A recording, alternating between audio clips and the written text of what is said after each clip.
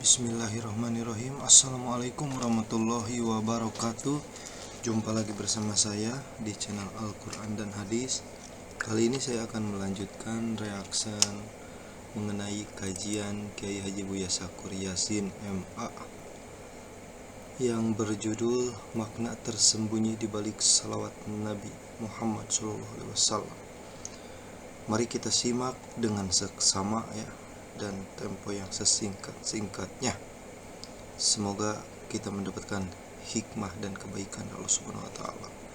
Oke, kita gas. Muhammadun Sayyidul Kaunaini wa Thaqalain.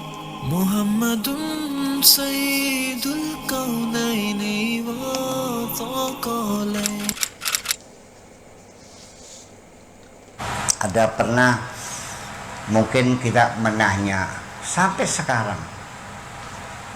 masuk thariqat, masuk zawiyah, masuk ke kelompok pengajian ini baca sholawat 1000 rakaat, ini baca istighfar sekian, bagi-bagi wiridan tuh. Saya tidak mengerti dari mana dasarnya salawat ini 1000, 2000, dari mana datangnya. Iya, kalau salawat itu memang iya, di Al-Quran Allah memerintahkan, innallaha wa malaikatahu yusalluna 'alan nabi ya ayyuhalladzina amanu sallu 'alaihi wa sallimu. Iya, tapi secara global, tidak sekian kali kan. Nah, saya juga ngasih, kadang-kadang saya ngasih 80.000 sehari. Malah saya kadang-kadang begini,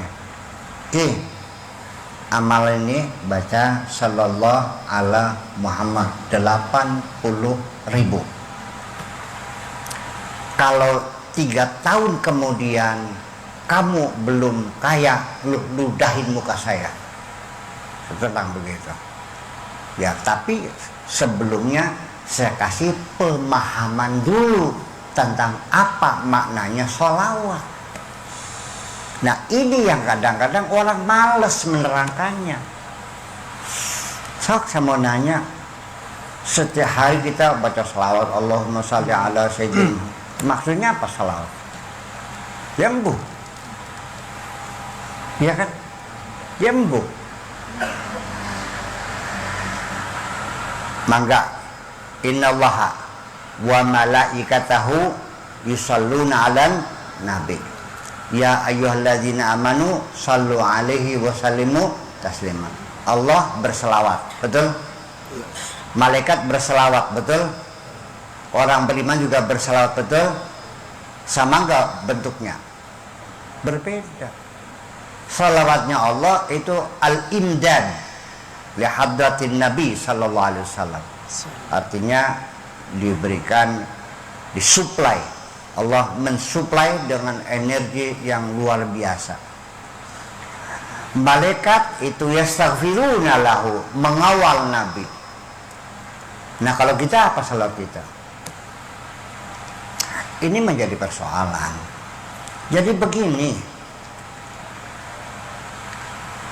kalau kita berselawat kepada Nabi, Nabi sekarang sudah tidak ada, ya kan? Sudah meninggal dunia.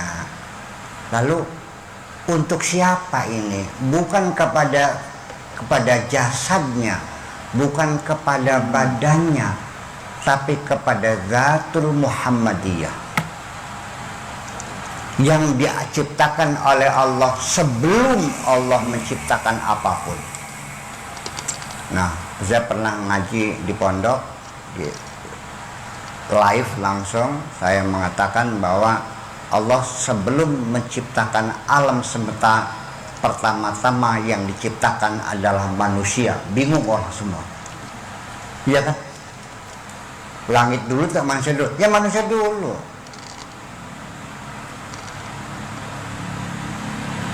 Matahari sama bumi mana dulu? Ya matahari dulu. Ya kan begitu.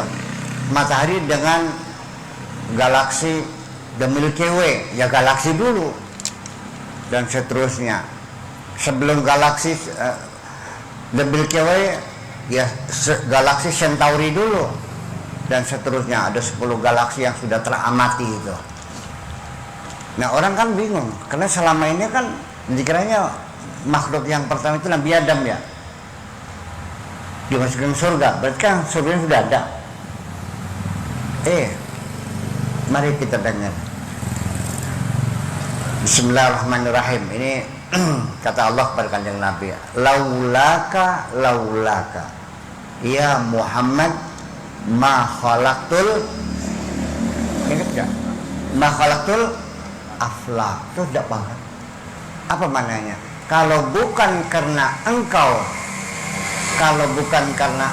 hai Muhammad, tidak akan kuciptakan alam semesta ini. Jadi mana yang dulu? Alam semesta Pak Nabi Muhammad dulu. Lah iya dong.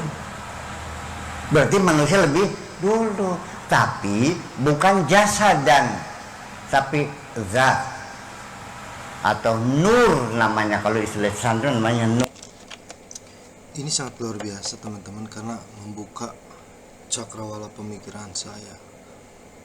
Pada umumnya termasuk saya berpikirnya kan tempat dulu, atau cuman ini pembahasannya mengarah kepada hakikat, bukan jasadnya.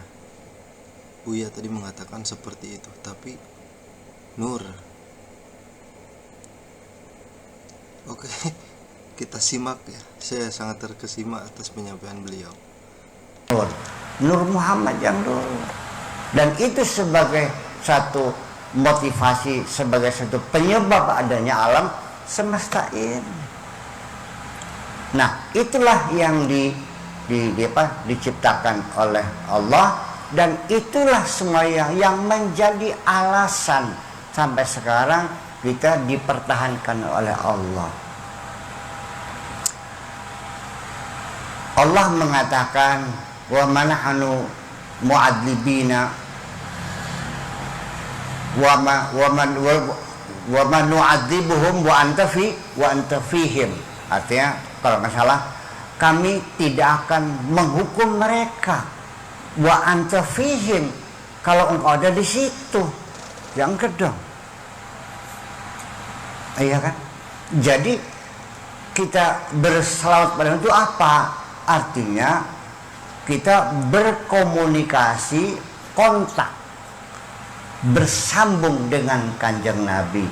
Karena al-imdad rabbaniyah kepada hadratun Nabi sallallahu alaihi wasallam ini ibaratnya seperti pembangkit tenaga uap di Sumuradem, apa namanya tuh? PLTU. Disitulah dari gardu besar itu disebar listrik ke Pulau Jawa sampai Bali. Betul? Nah, Allah yang ngasih energi kepada gardu itu, kepada PLTU itu, dan PLTU membagi.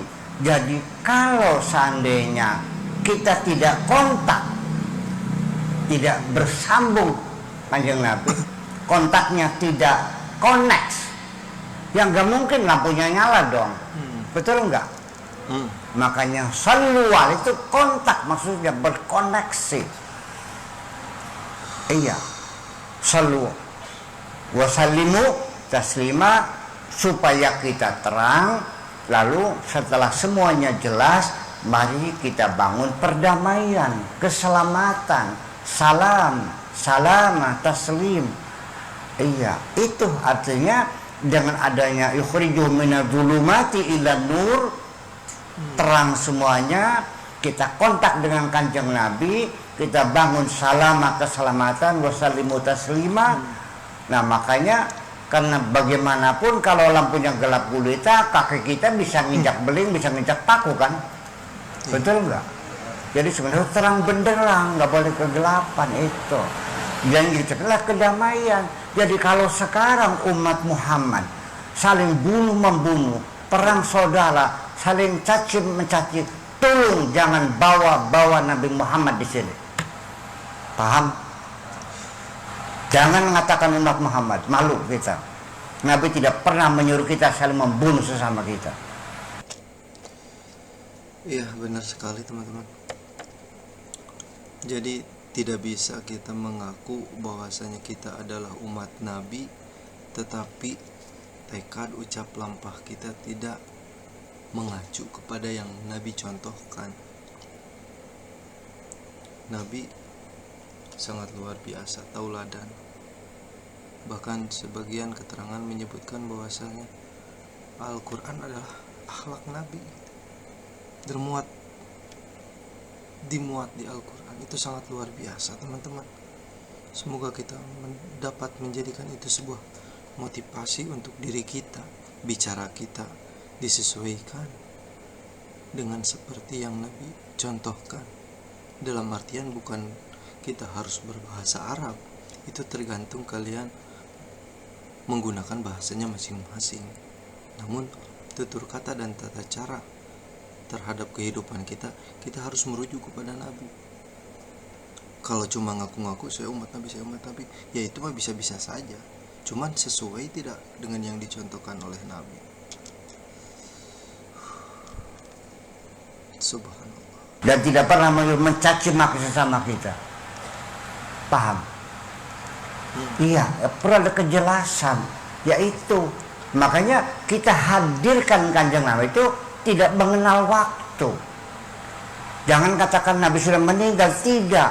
Nur Muhammad masih ada dalam diri kita sendiri. Kalau sholat bilangnya apa? At-tahiyatul mubarakatuh salawatut tayyibatu.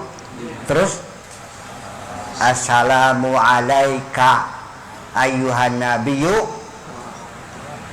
Terus wa barakatuhu assalamu alaina wa ala ibadillahi. Assalamu alaika ayyuhan nabiyyu. Assalamu alaika mukhatab di depan kita. Kalau enggak ada assalamu alaihi. Kalau dianggapan assalamu alaika, berarti ada di mana Kanjeng Nabinya? Ada di depan kita. Ayyuhan nabiyyu. Tidak dikatakan ya ayyuhan nabiyyu. Kalau ya ayyuha itu jauh, nabinya sana di Madinah di kuburannya. Tapi kalau ayyuha itu dekat. Ayyuhar rajul dekat. Tapi kalau ya ayyuhar rajul jauh. Makanya assalamu alayka ayyuhan nabiyyu. Kita kasihkan salam kepada beliau, doa selamat. Segimana lagi? Selama ini salawat maknanya paham, dikit sampai ke salawat ke mbubaya. Ya itu persoalannya. Us beli paham ditakon-takon ini. Jadi kalau kita tidak mau bertanya, itu namanya mengabadikan kebodohan kita. Kalau kita malu bertanya, takut ketangguhan goblok, itu namanya menyembunyikan kebodohan kita. Nanya dong kalau nggak paham, itu apa salawat tuh? Ya Allah ya Rabbi. Makanya sangat penting sekali teman-teman ilmunya. Bahwasanya kalau tidak salah saya sempat membaca kitab Ihya Ulumuddin, itu yang di bab awalnya adalah ilmu. Yang ditekankan di situ pertamanya ilmu, karena ketika kita mengetahui atau memahami kesananya mengamalkan, harus paham dulu ilmunya. Karena kalau kita tidak paham ilmunya, kita sembarangan saja mengamalkannya, itu kan tidak baik gitu kan. Umpama saya paham ilmu membetulkan komputer atau servis komputer. Nah, ketika saya sudah ada bahan pemahaman dalam ilmu komputer, kita jadi mudah mengerjakannya pun tidak salah. Tetapi kalau sebaliknya, wah, sembarangan saja, yang tadinya bagus pun bisa jadi rusak, teman-teman. Oke, kita lanjut. Itu. Ya ayyuhalladzina amanu. Wahai orang-orang beriman, idza najaitumur rasul faqaddimu baina yadaykum shadaqatan. Dzalika khairul lakum wa athhar. Fa illam tajidu fa innallaha ghafurur rahim. Wahai orang-orang yang beriman, ketika kamu akan munajat, akan bernajwa, ya, faqaddimu baina yadayhi sadaqatan khairul lakum wa athar. Kita harus membersihkan diri kita ini di hadapan Rasul itu, ya, dengan bersedekah dulu, hilangkan penyakit-penyakit hati kita, kekikiran, kemeditan, kedakutan itu kita buang.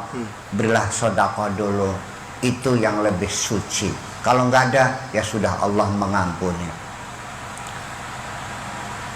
Ini semuanya membuktikan bahwa ketika kita dimaksud bersolawat itu, kita bersambung dengan Kanjeng Nabi dan kita meneruskan perjuangan beliau membangun satu perdamaian dunia ini. Karena Kanjeng Nabi itu bukan untuk kita saja, tapi untuk seluruh umat manusia, baik yang percaya maupun tidak percaya, bahwa Nabi diutus untuk seluruh umat manusia dan semuanya ikut merasakannya. Wa ma arsalnaka illa rahmatan lil alamin. Allah mengutus engkau ada untuk bawa rahmat kepada alam semesta itu. Nah, bapak-bapak dan ibu-ibu sekalian, itu semuanya makna sholawat itu seperti itulah kira-kira, bukan sekedar sallallahu ala Muhammad sallallahu Muhammad, tapi itu artinya bahwa kita meneruskan, bersambung dan terus berkomunikasi. Sholawat itu berkomunikasi sehari 5 kali, artinya kita disuruh melapor kepada Allah sehari 5 kali. Sehari 5 kali melapor. Tugas ini selesai semuanya, balik jalan, gerak, selesai lagi. Iya, lapor lagi dari mulai bangun tidur sampai akan tidur. Makanya kalau ingin selamat, tolong jaga hotline. Ngerti hotline? Iya, harus terus dalam keadaan tegang, nyambung terus. Kapan saja halo. Iya. Jangan lupa selalu putar telepon ini. 443442. Berapa nomornya? 443442. Putar 443. Insyaallah selagi kita dapat bimbingan, percayalah, maka Nur Muhammad itu akan membimbing kita. Sebab bagaimanapun kita dapat informasi awal bahwa Tuhan yang mencipta alam ini namanya Gusti Allah. Itu Kanjeng Nabi yang memberitahu. Subhanallah, sangat luar biasa sekali teman-teman. Ini penjelasan padat sekali ya, karena jarang sekali dikemukakan oleh penceramah atau pendakwah dalam kajian sholawat ini. Paling hanya menganjurkan sholawat berapa kali dan sebagainya, tanpa penjelasan yang detail seperti beliau. Terima kasih sekali lagi kepada Kiai Buya Sakur. Mudah-mudahan kita semua mendapat keberkahan dari Allah Subhanahu wa Ta'ala melalui bimbingan-bimbingan beliau, dan semoga kita lebih baik dari hari kemarin. Terima kasih karena sudah menyimak video ini. Assalamualaikum warahmatullahi wabarakatuh.